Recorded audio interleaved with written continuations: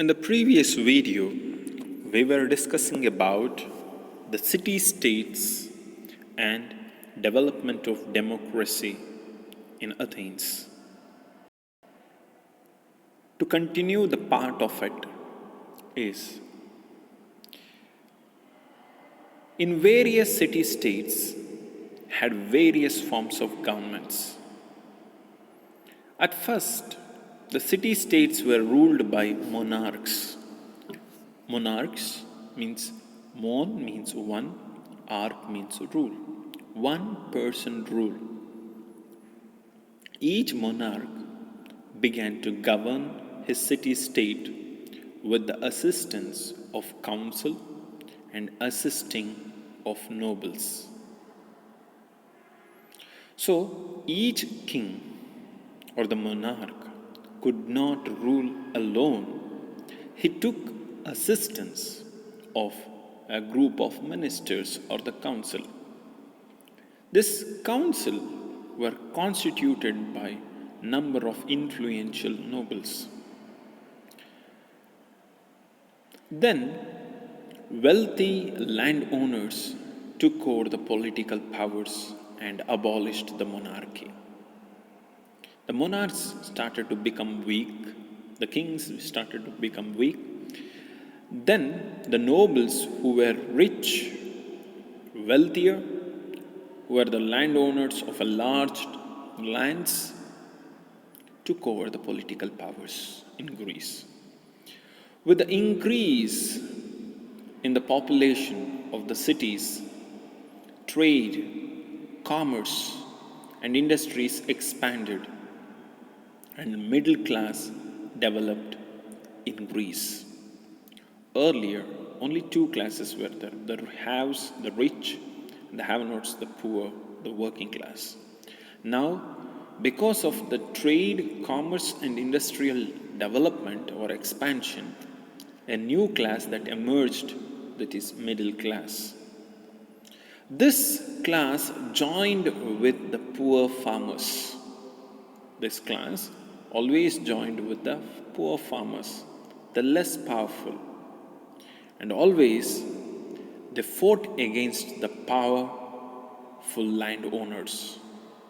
They wanted to lessen the power of the landowners, the rich. These conflicts between the haves and the have-nots, the poor and the rich, the poor along with the middle class or with the rich, led to a conflict and finally ended up in the rise of dictators or tyrants, as Greeks called them as. So dictators came up like the results of the conflict between the poor and the rich. But there were changes, particularly with regards to Sparta and Athens. Sparta turned into a military state. Her governance, or Sparta, was ruled by a few nobles. Two of these nobles became kings also, but not much on the discussion. Later we will discuss about Athens. The question that for us is for 5 marks. In that inbuilt 2 marks questions are also inculcated. I will tell you as the video proceeds. Explain briefly how democracy developed in Athens. A small introduction about Athens. Athens registered a remarkable progress in politics, law, literature, art, science, and philosophy. These are the Athenians people who had crazy mindset of having all-rounders. They developed various versatile features of their culture. They were advanced in politics, laws, literature, art, science, and even philosophy. Athenians were fond of trying political experiments. They tried different styles of political systems. First, they tried with monarchy, and that did not suit them also. Next, they tried with oligarchy, a rule of few, that also did not suit their temperaments. Finally, they disregarded both of them, or discarded them, or removed both the system of government one after the other. With the contributions of famous lawgivers of Athens, namely Draco, Solon, and Callisthenes, and finally culminated with Pericles or Pericles, democracy came into existence in Athens.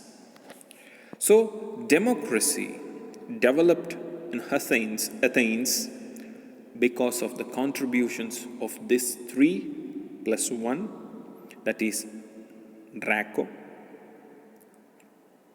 Solon, and Callisthenes, who developed democracy in Athens. There is continuation of answer with contributions of Draco, Solon, and Callisthenes. Each contributions or reforms are for 2 marks. First, we'll see Draco.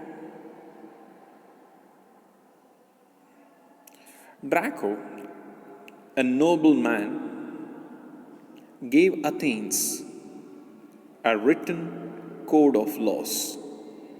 He gave a documents of written code of laws. This code of laws is named after him, and even today it is called as Code of Draco.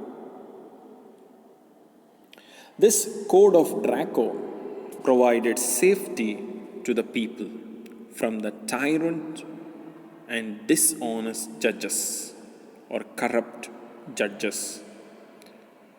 So, this is the contributions of Draco.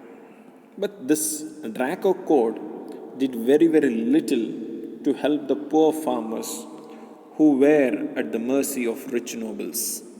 So, Draco code or the law did not give complete safety to the poor farmers who were always at the mercy of rich landlords. Next, we will see Solon. Solon introduced constitutional reforms. Therefore, we considered him as a wise man. He introduced a constitutional reform, and this constitutional reform is based on democratic character. So, based on democratic character, he introduced a constitutional reforms in Athens. He prevented or stopped all kinds of chaotic rules and regulations. His laws or reforms liberated or freed the enslaved farmers to the rich. These laws or reforms that Solon brought liberated or gave freedom to the enslaved farmers who were at the mercy of rich landlords. So what the Draco could not do, Solon is doing. Declared debt slavery as illegal in the state of Athens. So if you make a farmer a slave because of his debt, it is completely illegal. Slavery is not illegal, but the debt is making a person a slave is illegal. And he cancelled his rules and regulations, cancelled all forms of mortgages of land. Mortgages means pledging the land to raise a loan. Pledging land to raise a loan. So, keeping land or pledging land to get some loan for meeting your emergencies. He also helped Athenians merchants by introducing coin currency and encouraged foreign artisans to settle in Athens. So, Solon encouraged a merchants' movement. This merchants' movements has to happen very mobilizing way is because of when you have coins and currency apart from the barter system. The barter system does not increase the merchant's power. Only coin and currency system will bring it. And Athenians also found of various foreign products. So the foreign products are produced by the foreign artisans were always encouraged and brought and make them settle down in Athens. Thus, the trade center became Athens. So, new class of people and new group of people were added to the society. He also brought about a system by which people as a whole gained the power to elect their magistrates or the leaders. So, people have the power to elect their judges, the magistrates, their leaders. How we will elect them? Judging their work. If they have done their work better, they are elected. If they're poor in performing their work, they're discarded. So therefore, his reforms helped two people or benefited two class of people, that is middlemen, the merchants and the artisans, the other the poor class of Athens. So his laws are combinations of safeguarding both the middlemen and the poor class of Athens. Next, if you see a famous influential person of Athens democracy is Callisthenes. This Callisthenes was born in an influential family of Greece. He broke the powers of ruling clans by granting citizenship rights to male adults. So people have the right, especially male adults have the right to elect the leaders. So the who is majority in Athens? The poor and the middle class. They will elect their own leaders, and this will reduce the influence of rich in the administration or in the ruling political powers. Thus, the poor people also got the right to vote. The middlemen also got the right to vote. This helped in breaking the power which was continuing from one generation to another by the rich landlords or the rich nobles.